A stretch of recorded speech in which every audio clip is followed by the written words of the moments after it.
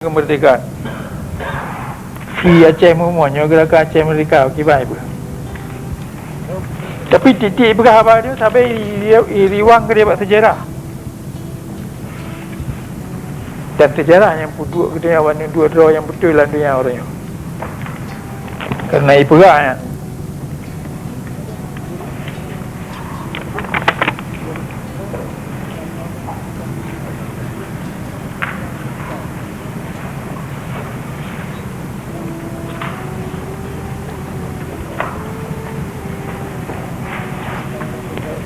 Itulah apa. The history of Aceh is a long and glorious one. Sejarah Aceh nak aku tahu sejarah yang panjang lagi nak dan megah lagi nak.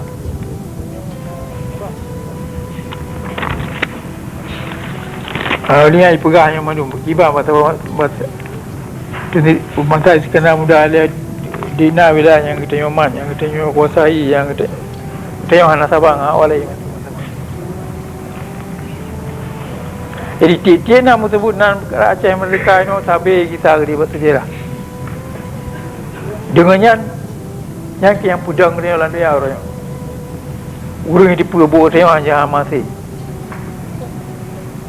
Yang dia pegangnya atra kali ke bukan lain itu. Kebenaran nampak pihak kita. Dan Jawa hang kemahiyali ya. Yang kerja sejarah Aceh pada paham betul-betul. Bagaimana tidak dapat ini tu mana ada tapam, bagaimana kita mikir, kibang ke buruk, kibang ke kibang ke mati. Bat tahu deh ini tu dia hang ke pemelihara, gitu orang pemelihara, hang ya puluh gop inang gua Aceh je kurun dua. Ada tilam tu. Minyak di Aceh sampai urang Aceh yang mesti lembu isa. Menacilan tu ya hang terima bantala ejak kena ya berita rupanya.